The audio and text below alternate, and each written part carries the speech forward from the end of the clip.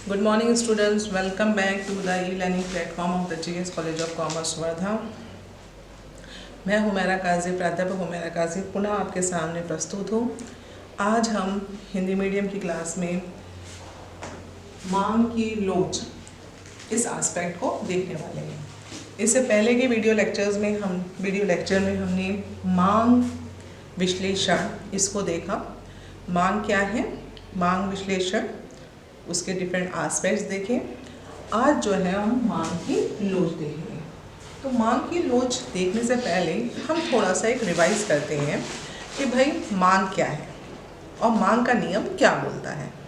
मांग का नियम क्या कहता है, यदि मूल्यों में वृद्धि होती है तो हम उस वस्तु की XYZ वस्तु की मांग कम करते हैं, और मूल्यों में यदि कमी होती है तो हम XYZ वस्तु की मांग अधिक करते हैं। मूल्यों में वृद्धि, वस्तु की मांग कम, मूल्यों में कमी, वस्तु की मांग अधिक। ये एस्पेक्ट को हम जो है फोकस करते हैं और यही जो है आपका मांग का नियम है। तो आप यदि देखते हैं कि वस्तु के मूल्यों में जब परिवर्तन हो रहा है, उस परिवर्तन के फलस्वरूप आपकी मांग में भी क्या हो रहा है, परिवर्तन, मांग में भी चेंजेस आ रहे हैं। मांग बढ़ रही है या कम हो रही है, मांग घट रही है या फिर बढ़ रही है। तो बेसिकली मांग जो है बढ़ रही है, कम हो रही है। ओके, ये जो मांग का बढ़ना और कम होना है, दैट इज एक्चुअली वही चीज़ जो है क्या है, इलास्टिसिटी है, मांग की लोच है। मांग की लोच जो है मुख्य रूप से यदि हम बात करते हैं तो वो क्या है, मांग में होने वाला परिवर्तन, कम या अधिक। हम बार बार मांग का जो सिद्धांत पढ़ते हैं, मांग का जो नियम पढ़ते हैं, उसमें हम ये चीज़ देखते हैं कि भाई मांग की लोच जो है, मांग जो है कम हो रही है, मांग जो है बढ़ रही है, लेकिन कितनी हो रही है, किस अनुपात में हो रही है, ये मांग का नियम हमको समझाता नहीं है। कम हो रही है ये बताता है, अधिक हो रही है ये बताता है, लेकिन किस अनुपात में है, किस परसेंटेज में है, कितनी बढ़ रही है, कितनी कम हो रही है, ये हमें मांग का नियम नहीं समझाता। तो बेसिकली इसी चीज़ के लिए जो है हमारा चैप्टर है मांग की लोच, जिसमें हम ये बोलते हैं कि बेसिकली हमें यही पता चलता है कि मांग कितना बढ़ रही है और कितना कम हो रही है। तो ये जो बढ़ना और कम होना है मांग का, यही जो है मांग की लोच है। और बेसिकली जब हम इकोनॉमिक्स में ये मांग की लोच के बारे में बात करते हैं, तो ये जो लोच है ये मुख्य रूप से जो है हमारा कीमत लोच, प्राइस इलास्टिसिटी जिसे हम कहते हैं, उस चीज़ को ही ज़्यादा कंसिडर किया जाता है। सामान्य शब्दों में जब हम मांग की लोच बोलते हैं तो मुख्य रूप से जो है कौन सी लोच होती है, वो मांग की कीमत लोच जो है वही होती है कि मांग में जो परिवर्तन है वो मूल्यों में परिवर्तन के स्वरूप कितना हो रहा है, कम हो रहा है या ज़्यादा हो रहा है। तो बेसिकली ये चीज़ जो है मांग की कीमत लोच को एक्चुअली रिप्रेजेंट करता है। ठीक है, तो बेसिकली हमारे जो इकोनॉमिस्ट है उन्होंने इसको किस तरीके से जो है डिफाइन किया है, इसको किस प्रकार से परिभाषित किया है। तो मिसेस जॉन रॉबिन्सन जो है उनका कहना क्या है, मांग की लोच कीमत में थोड़े से परिवर्तन के परिणाम स्वरूप खरीदी गई मात्रा के आनुपातिक परिवर्तन में कीमत के आनुपातिक परिवर्तन से भाग देने पर प्राप्त होती है। मतलब जो सिंपल शब्दों में बोलें कि जो मांग की लोच है, ठीक है, वो बेसिकली हमें कैसे मालूम होंगी, हम उसको मांग में अनुपातिक परिवर्तन, मांग में होने वाला परसेंटेज चेंज और मांग में होने वाला प्रोपोर्शनल चेंज, मांग में कितने अनुपात में चेंज हो रहा है। लेकिन मांग में होने वाला जो चेंज है, मांग में होने वाला जो परिवर्तन है, अनुपातिक परिवर्तन है, वो किस वजह से हो रहा है, वो हो रहा है कीमत में अनुपातिक परिवर्तन की वजह से। कीमत में अनुपातिक परिवर्तन की वजह से मतलब जो प्राइस है, प्राइस में कितना चेंजेस है जिसके कारण मांग में होने वाला चेंज है। तो बेसिकली मिसेस जॉन रॉबिन्सन ने जो फोकस किया है वो बेसिकली इस एस्पेक्ट को फोकस किया है और उसने सिंपल एक जो है फॉर्मूला के रूप में उसको रिप्रेजेंट किया है कि यदि मांग की लोच की हम बात करते हैं तो मांग की लोच है क्या। मांग की लोच जो है मांग में अनुपातिक परिवर्तन, मांग की डिमांड जो हो रही है उसकी कितनी क्वांटिटी, कितना चेंज उसमें हो रहा है, और ये मांग में होने वाला अनुपातिक परिवर्तन है वो किस वजह से हो रहा है, वो हो रहा है कीमत में अनुपातिक परिवर्तन की वजह से। प्राइस में चेंज की वजह से आपकी डिमांड में कितना चेंज आ रहा है, इसी को हम साधारण शब्दों में मांग की लोच कहते हैं। यदि हम इसको मांग की लोच जो है इसके यदि हम प्रकार देते हैं कि कितने प्रकार की मांग की लोच होती हैं, मुख्य रूप से यदि मांग की लोच हम बात करते हैं तो वो जो है 3 प्रकार की होती है। पहला है मांग की कीमत लोच, प्राइस इलास्टिसिटी, जो सामान्य भाषा में जब हम एक मांग की लोच की बात करते हैं तो हम एक्चुअल में इस चीज़ की बात करते हैं, मांग की कीमत लोच की बात करते हैं।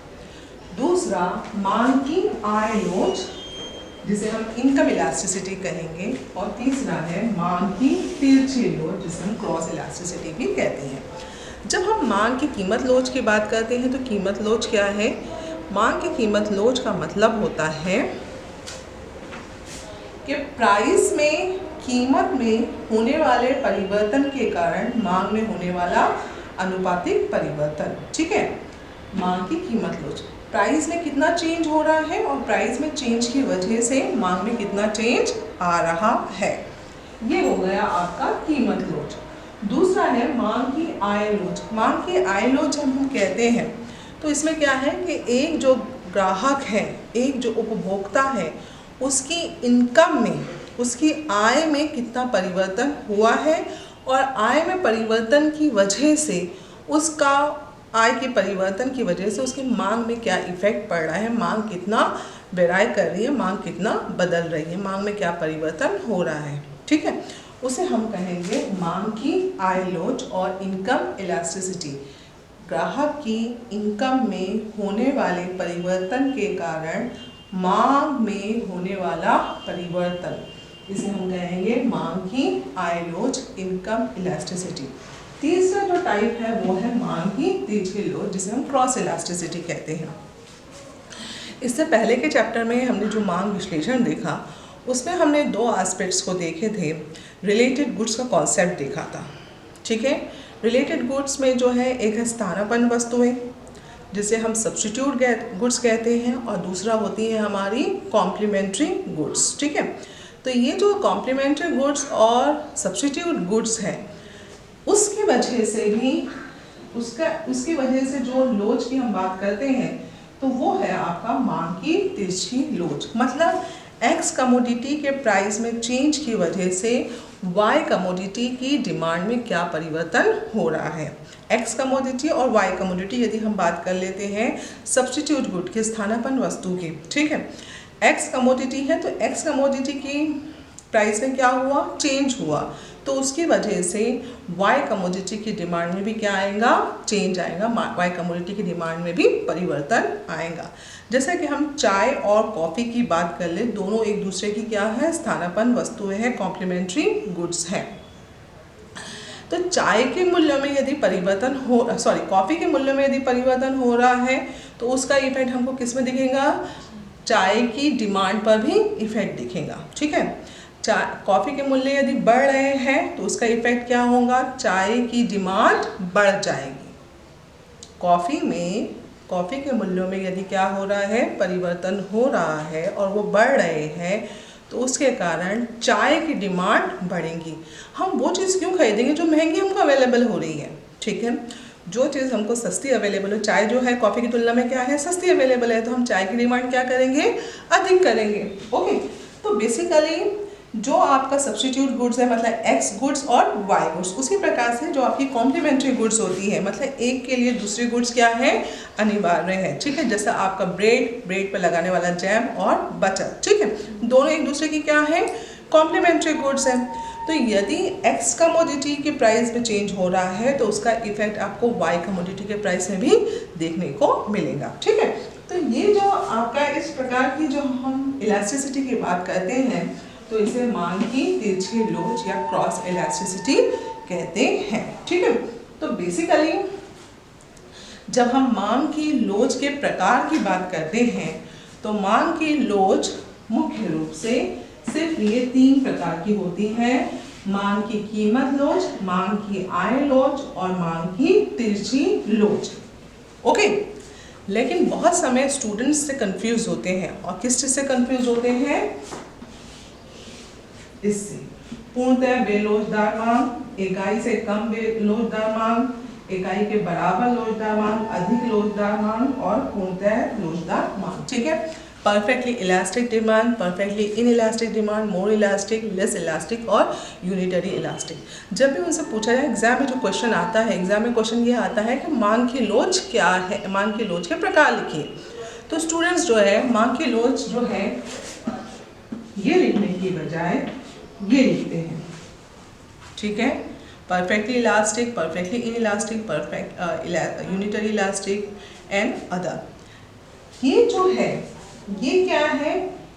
ये बेसिकली डिग्रीज है कि मांग की जो आपका कीमत लोच है या मांग की आय लोच है उसमें चेंज कितना है, परफेक्टली इलास्टिक है या परफेक्टली इनइलास्टिक है या फिर आपका यूनिटरी इलास्टिक है।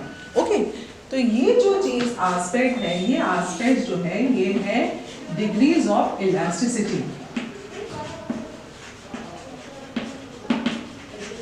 इसको कहा जाता है degrees of elasticity. Okay, perfectly elastic, perfectly inelastic, unitary elastic, उसी प्रकार से मोर elastic and less elastic. Okay, तो ये है आपकी डिग्री ऑफ इलास्टिसिटी। तो ये जो डिग्री ऑफ इलास्टिसिटी है ये आपका मांग की कीमत लोच में भी देखने को मिलेंगी, ये आपका मांग की आय लोच में भी देखने को मिलेगा और यही आपका मांग की तिरछी लोच में भी देखने को मिलेगा। तो ये जो डिग्रीज है कि कौन सी वस्तु जो है उसकी जो इलास्टिसिटी है वो कम है या ज़्यादा है या फिर बराबर है, ये हमको ये एस्पेक्ट्स देखने को मिलता है और ये एस्पेक्ट्स आपको मांग की कीमत लोच तथा मांग की आय लोच में भी देखने को मिलेंगे। ओके, तो मांग की लोच के प्रकार क्या है? मांग की लोच के 3 प्रकार है। एक है मांग की कीमत लोच, मांग की आय लोच और तीसरा है मांग की तिरछी लोच। ऑल दिस एस्पेक्ट्स, ये जो एस्पेक्ट्स हैं ये है मांग की डिग्रीज ऑफ इलास्टिसिटी, मतलब मांग की कीमत लोच जो है वो परफेक्टली इलास्टिक है या परफेक्टली इनइलास्टिक है या फिर यूनिटरी इलास्टिक है, या एस्पेक्ट्स को वो रिप्रेजेंट करता है। ठीक है, कम है, ज़्यादा है, बराबर है, 1 के बराबर है या फिर 1 से कम है या 0 है, या एस्पेक्ट्स को रिप्रेजेंट करता है। ओके, तो बेसिकली जब हम बात करते हैं इन आपका इलास्टिसिटी ऑफ डिमांड की, तो इलास्टिसिटी ऑफ डिमांड में हम ये देखते हैं कि मांग की इलास्टिसिटी ऑफ डिमांड क्या है। इलास्टिसिटी ऑफ डिमांड और मांग की लोच जो है वो क्या चीज़ है? वो बेसिकली यही है कि किसी वस्तु के मूल्य में परिवर्तन की वजह से उस वस्तु की मांग में होने वाला प्रोपोर्शनल चेंज। ठीक है, अनुपातिक चेंज या परसेंटेज चेंज भी उसे हम कह सकते हैं। और जब हम मांग की लोच की बात करते हैं तो मांग की लोच मुख्य रूप से हम प्राइस इलास्टिसिटी के संदर्भ में ही कंसीडर करते हैं। मैक्सिमम टाइम हम उसी चीज़ के संदर्भ में कंसीडर करते हैं। मांग की लोच कितने प्रकार की होती है? मांग की लोच 3 प्रकार की होती है: मांग की कीमत लोच, मांग की आय लोच और मांग की तिरछी लोच। ठीक है, अब हम बात करते हैं पूर्णतः बेरोजगार मांग। पूर्णतः बेरोजगार मांग मतलब क्या? कि ऐसी आप जब देखते हैं कि वस्तु जो है उसकी मांग में किसी प्रकार का कोई परिवर्तन नहीं हो रहा है, जबकि कीमत में परिवर्तन है, कीमत में परिवर्तन है लेकिन उसकी मांग में किसी प्रकार का कोई परिवर्तन नहीं है, तो उसे हम बेसिकली क्या कहते हैं? उसे हम कहते हैं पूर्णतः बेरोजगार मांग। जैसे कि आप एग्जाम्पल ले लीजिए आपका नमक, सॉल्ट। ठीक है, सॉल्ट जो है ये एक ऐसी वस्तु है जो एसेंशियल भी है, लेकिन हमारे जो खर्चा होता है, हमारा जो घरेलू एक्सपेंसेस जो हम बात करते हैं, उस घरेलू एक्सपेंसेस में उसकी जो बेसिकली क्वांटिटी होती है वो बहुत ज़्यादा नहीं होती है, वो अमाउंट स्पेंड जो होता है बहुत ज़्यादा नहीं होता।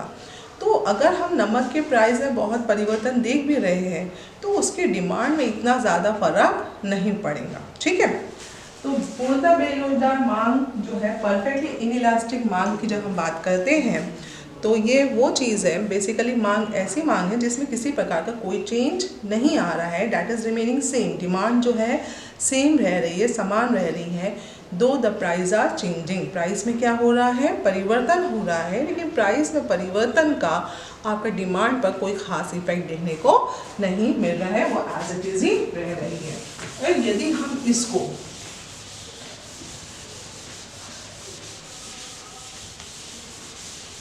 इस चीज़ को यदि हम डायग्राम के फॉर्म में देखें तो किस प्रकार का इसका डायग्राम बनेगा।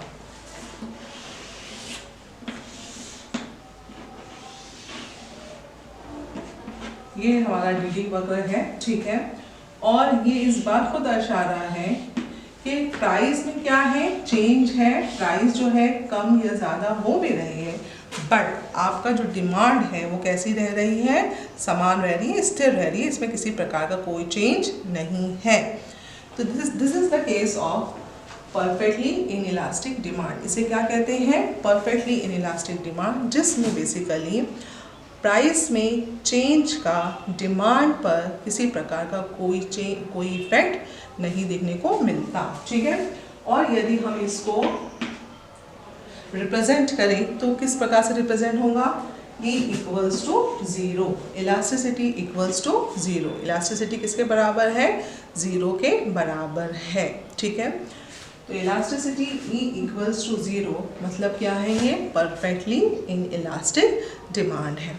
और जब हम परफेक्टली इलास्टिक डिमांड की बात करते हैं, सॉरी इलास्टिक डिमांड की बात कर रहे हैं, अधिक लोग आपका इलास्टिक डिमांड की बात कर रहे हैं, पूर्णतः इलास्टिक उसकी बात कर रहे हैं, लोचदार मांग की, तो उसमें क्या होगा कि आपका जो मूल्य है, ठीक है, मूल्य में परिवर्तन हो, माइनर हो या नहीं भी हो, लेकिन आपकी डिमांड क्या हो रही है, बहुत ज़्यादा चेंज हो रही है। ठीक है, तो basically this is the case, ये जो है आपका परफेक्टली आपका इलास्टिक डिमांड की है।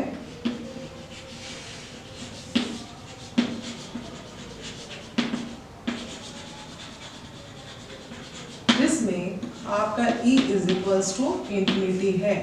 डिमांड में परिवर्तन जो है बहुत ज़्यादा आपको देखने को मिल रहा है, कीमत में परिवर्तन नहीं है, लेकिन डिमांड में क्या हो रहा है, परिवर्तन हो रहा है। इसके बाद का आस्पेक्ट जो है ये हम जो है इसके बाद के नेक्स्ट लेक्चर में देखेंगे। तो अभी के लिए इतना ही, धन्यवाद।